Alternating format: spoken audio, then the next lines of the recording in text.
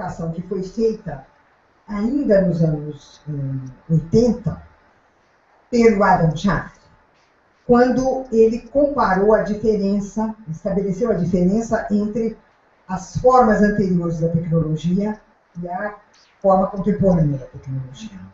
Então, o que ele dizia? Ele dizia, os objetos técnicos anteriores, desde a antiguidade até o nosso presente, ampliaram a capacidade do corpo humano, o poder das mãos, o poder dos pés, o poder do corpo como um todo.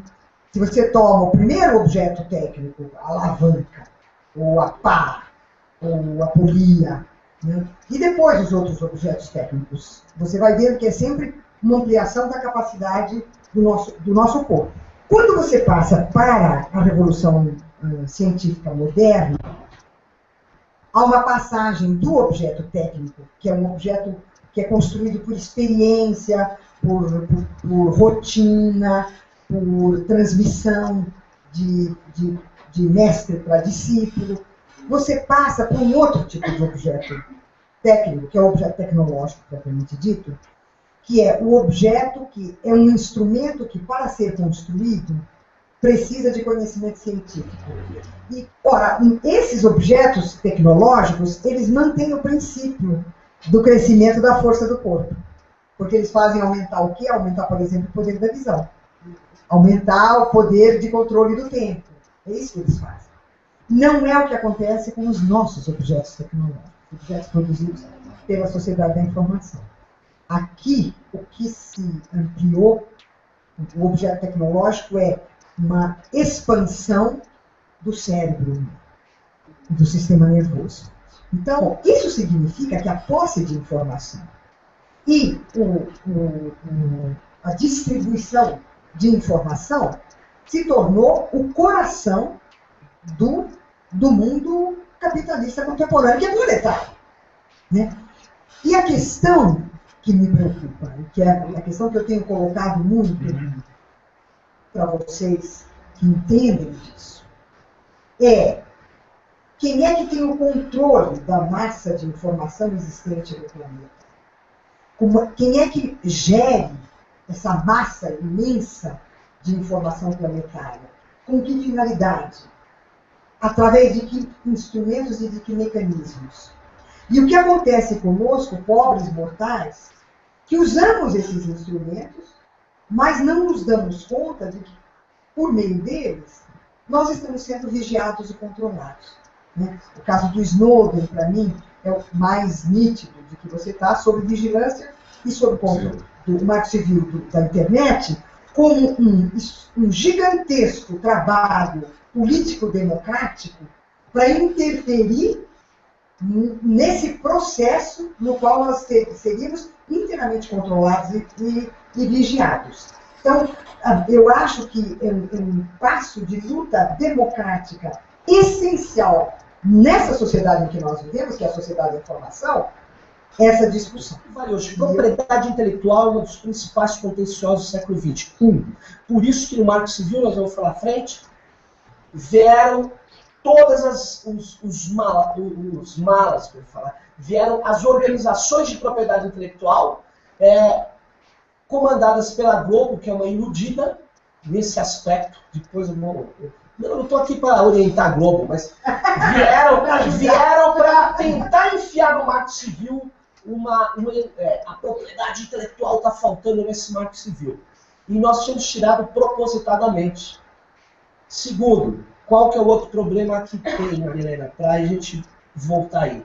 É a privacidade. A privacidade, nessa situação onde a informação é capital, ou se transforma em capital, ou passa a ser insumo, e a informação processada é mais importante ainda, nessa situação, o que acontece?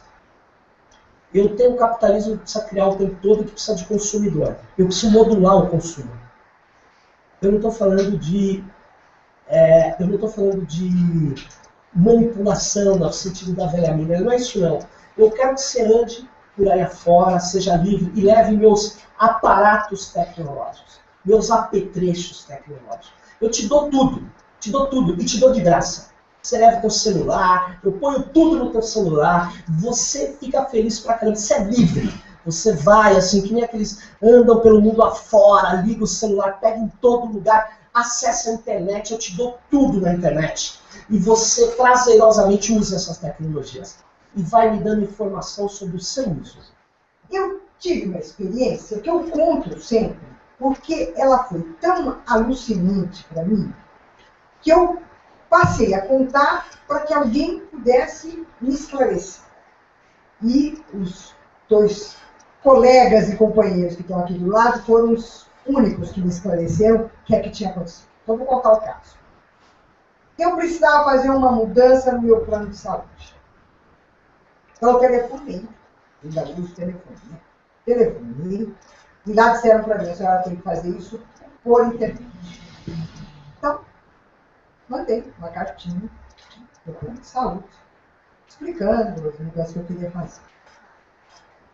No dia seguinte, eu digo no dia seguinte porque eu abro 2 vezes por dia, aquela já era a segunda vez, então eu não ia...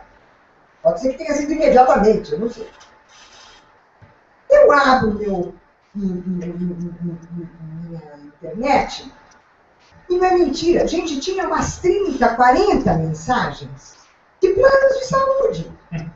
Cumprir tal plano de saúde, estamos aqui para servir, olha como nosso plano... Eu falei, mas escuta, de onde tiraram que eu quero um plano de saúde? E eu levei alguns minutos para dizer, bom, isso significa que leram a mensagem que eu mandei para o meu plano de saúde? E estão me mandando um monte aqui? Ó, eu fiquei atordoada. Indignada e fiquei atordoada. Pensando, meu Deus, eu escrevo e alguém lê? Alguém que eu nem sei quem é. Que não é possível. Eu estou sendo vigiada, eu estou sendo controlada, eu penso que eu estou na privacidade da minha casa e o mundo todo sabe o que se passa aqui. O que é isso? Onde estamos? Então, por que eu acho assustador? Porque eu acho que a gente está diante de uma situação inédita.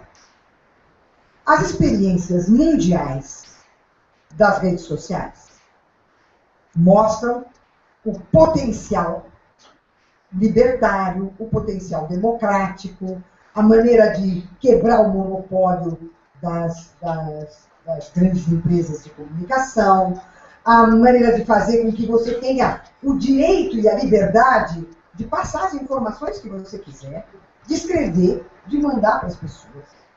Isto é contraponteado por um esquema de vigilância, de controle e de transformação de cada um de nós em uma mercadoria que as empresas compram. Eu tenho dúvidas se nós somos só mercadorias. Vou explicar porque nós somos certamente, mas não só. Dando continuidade a uma coisa que eu esqueci de falar, por exemplo, peguei o exemplo do Google, podia pegar outras empresas, ou Facebook, ou Twitter. Mas vamos lá, quando a minha filha, ou qualquer um de nós, está subindo uma foto da balada, nós estamos trabalhando para eles. Ou seja, nós estamos gerando valor. O valor que cada um de nós gera ao criar conteúdo para aquela plataforma é um valor talvez tão grande ou maior do que o valor do engenheiro de logística que está lá dentro do Google. Porque sem nós aquilo não vale nada. Então nós temos uma produção de valor distribuída na sociedade. Ela não está mais ilhada dentro de uma empresa. A privacidade é um elemento chave de qualquer democracia. Tanto é que na hora do voto a cabine tem que ser indevassável. Você não pode sofrer pressão. E você tem que ser um anônimo. Por que isso? Porque nós estamos lidando com o poder. E nós não podemos vacilar no anonimato diante do poder, nem na cabine indevassável. Não podemos, nós sabemos disso. E qual o problema? O problema é que ao mesmo tempo que a privacidade e a intimidade são elementos chaves da nossa estruturação social, agora nós estamos num problema. Eles viraram ativo econômico. Esses dados para poder nos modular, para poder mandar para a Marilena, olha, tem também esses outros planos. E eu vou entrar num detalhe político concreto do Marco Civil. Uma das coisas que a gente põe lá, falando assim, ó, para manipular a informação sobre a minha pessoa, meu dado pessoal e meu rastro digital, tem que pedir a minha autorização.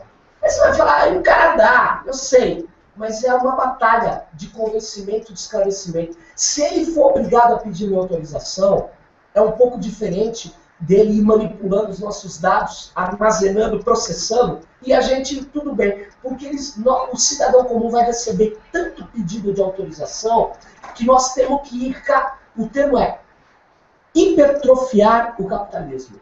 Não adianta negar, não adianta falar, eu não brinco mais, é o que eu estava falando para a Marina. Não, eu não vou mais me conectar. Não adianta, não adianta. Porque a base da sociabilidade nossa é feita através dessas tecnologias. Eu, lá atrás, não vou falar o nome de outros, éramos contra o Marco Civil. Vou explicar por quê. Porque nós achávamos que juntar uma lei para falar como tem que funcionar a internet era um negócio que poderia ser muito difícil. Nós achávamos que a internet tinha que continuar nesse espaço onde as empresas fazem isso que nós estamos comentando, mas que nós fazemos as torções e fazemos a resistência. Porque a coisa pode ser pior. Então, é o que está acontecendo no Marco Civil. A coisa pode ser pior. O Lula pediu que o ministro da Justiça fizesse um processo colaborativo. Tá bom, vamos tentar. Fizemos uma proposta de lei principiológica, muito geral, princípio da privacidade, tudo que está na Constituição, mas adequado à internet. E adequamos melhor a internet, que o cara tem que consultar para poder usar. A operadora não quer, então ela começou a bater porque ela quer. Desde que você der um clique e sai o bit do teu computador, entra no cabo e vai para a banda larga, eles querem já copiar essa informação, porque eles dizem assim, o Google faz, por que nós não podemos fazer? Só que o Google, você usa o que você quer, a operadora você é obrigado a usar, não quer, porque é ativo econômico o nosso dado. O nosso clique vale grana, vale a tentativa de processar, de fazer o nosso perfil, de mostrar o que nós somos, o nosso comportamento.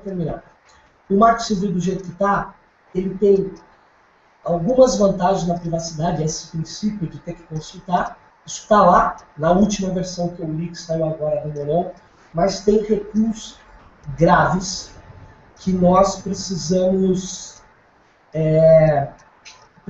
avaliar, porque esses recuos muitas vezes levam a aprovar uma lei que é o contrário do que a gente queria. Tudo que ninguém quer pensar. Então, a universidade poderia dar uma contribuição absolutamente gigantesca para nós entendermos esse mundo novo que nós estamos. Né? E esse mundo novo no qual nós estamos, em vez da universidade se debruçar sobre ele para entendê-lo e para fazê-lo crescer, ela se submete às pequenas medidas que são tomadas a partir desse mundo novo. Então, é uma desgraça. Controle do conhecimento é um elemento chave junto com privacidade. Então, as universidades brasileiras têm essa noção. Me parece que tem muitos pesquisadores que têm, o Weimer é um e vários outros, mas nós temos que fazer alguma coisa nesse sentido de ir mais longe nisso, divulgar isso, ganhar gente para isso. Porque essa é a batalha do século XXI. É importante saber. A NSA avalia-se que gasta 16 centavos de dólar para processar informações sobre nós, pobres mortais. Então é o seguinte, vamos dar prejuízo a eles. Se 10 mil caras no Brasil, todos os dias, usarem criptografia na sua comunicação, é 10 mil dólares por cabeça. O Marco Civil tinha 3 grandes contenciosos, 3 grandes problemas. Tá? O Marco Civil defende a neutralidade da rede. Que, para a gente entender, a neutralidade é o seguinte, uma vez que você pague por uma dada velocidade na sua casa, você tem acesso ilimitado à internet. Ou seja, A operadora de telefonia não pode interferir no que você vai fazer. Em hipótese alguma, devemos aceitar nenhum tipo de remoção de conteúdo da internet sem filtro judicial. Eu sei que tem gente que fala, vamos fazer uma medida administrativa, um grupo de notáveis. Não aceito. Tem que ter, então, um juizado de internet veloz. Aí tudo bem. Se as redes sociais se mobilizarem enquanto marco civil, se os coletivos de junho se mobilizarem, sem dúvida nenhuma o Congresso Nacional não suporta isso. Qual que é o problema? O problema é que quando a presidenta Dilma corretamente foi na ONU e falou do marco civil, e foi, olha que interessante, o Brasil tem uma presidenta que foi a primeira dirigente de Estado, ou dirigente, a falar no plenário da ONU sobre a internet e defender a internet livre e a privacidade. É curioso, não foi os Estados Unidos, não foi o liberal David Cameron, não foi a Dilma Rousseff, foi o Brasil.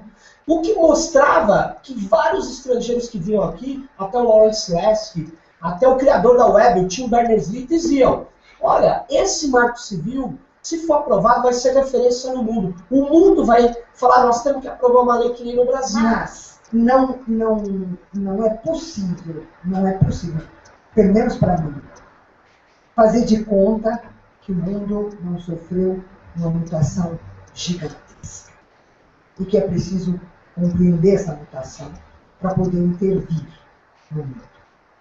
Então, nós todos que lutamos a vida inteira por liberdade, por igualdade, por justiça, por fim de opressão, nós não podemos ficar à margem dessa enorme mutação e das lutas que estão vindo e que estão acontecendo nesse momento onde nós estamos precisando juntar todos aqueles que defendem essa liberdade, a diversidade, contra essa coisa que está aí, essa informática da dominação, para usar um termo da Donna Haraway. Nós temos que juntar todo mundo. Nós não estamos falando de técnica aqui. Nós estamos falando de política. Estamos falando de princípios, de cidadania. E eu agradeço e acho que a gente vai continuar. E espero que todo mundo que está aí com a gente possa voltar com tudo para a gente aprovar um marco civil que tem um objetivo: fazer com que a internet continue do jeito que ela é hoje. E o jeito que ela é hoje, se tem corporações, não tem só corporações. Mas do jeito que eles querem que ela seja, é a internet só das corporações. Da dominação. Da dominação.